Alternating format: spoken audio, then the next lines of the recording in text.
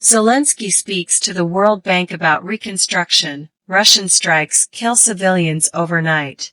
According to Ukrainian news reports, Shahed drones and fighter jets built in Iran were used in the attacks in several regions of Ukraine after overnight Russian strikes.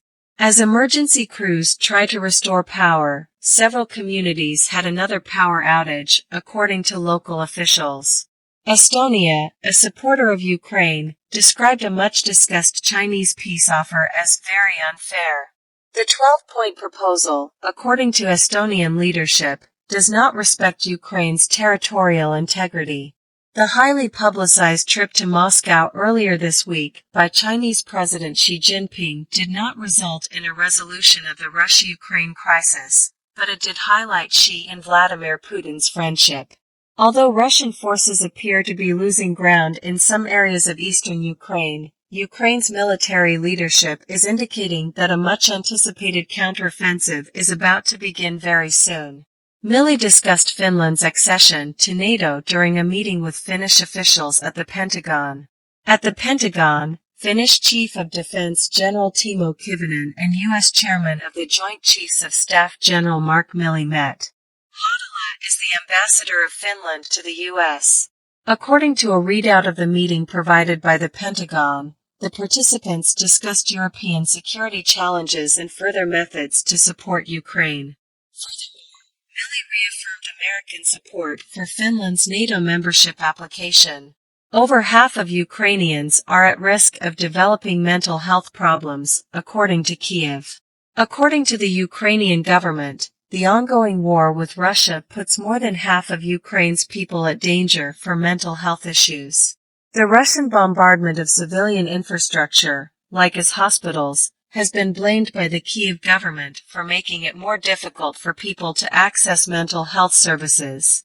Russian military in Ukraine have repeatedly denied targeting civilian infrastructure or committing war crimes. According to the World Health Organization, around a quarter of Ukraine's population, or 10 million people, may have a mental health issue as a result of the conflict. According to Jarno Habicht, the WHO's representative in Ukraine, who believes that up to 10 million people are at risk of some type of a mental problem, ranging from worry and stress to more severe disorders. Ukraine using helicopters from Soviet times to hammer Russia from afar. After an early morning mission to the front lines of the conflict against Russia's invasion of Ukraine, 3 assault helicopters from the Soviet-era bank and swooped down on a field while skimming the treetops. The commander, whose Mi-24 helicopter with 2 crew members was manufactured nearly 40 years ago and is older than he is, claims that they occasionally fly 3 to 4 sorties every day.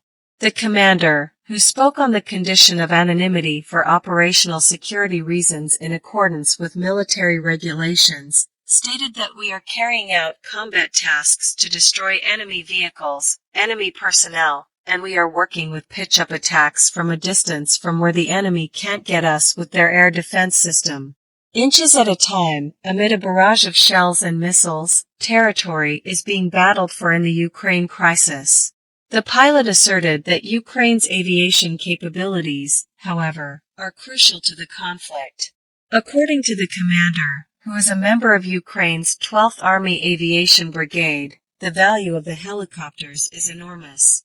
During a recent combat mission, the chopper was captured on camera hovering across fields marked by artillery blast holes and launching missiles at Russian trenches that pierced the ground.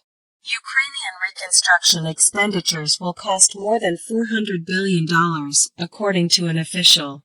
Oleksandr Kuberkov, the Deputy Prime Minister for Rebuilding in Ukraine, estimated the cost of reconstruction at $411 billion. Critical infrastructure, housing, and necessary social and transportation services, according to Kuberkov, are the priority areas.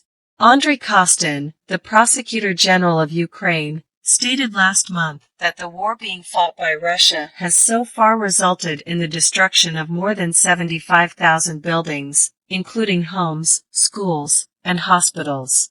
According to the Ukrainian military, Russia launched around 20 rocket attacks and 40 airstrikes against civilian facilities. Russian forces attacked Ukrainian troops and civilian infrastructure in populated areas with 40 airstrikes, 5 missile strikes, and more than 20 rocket attacks, the Ukrainian military reported in a daily update.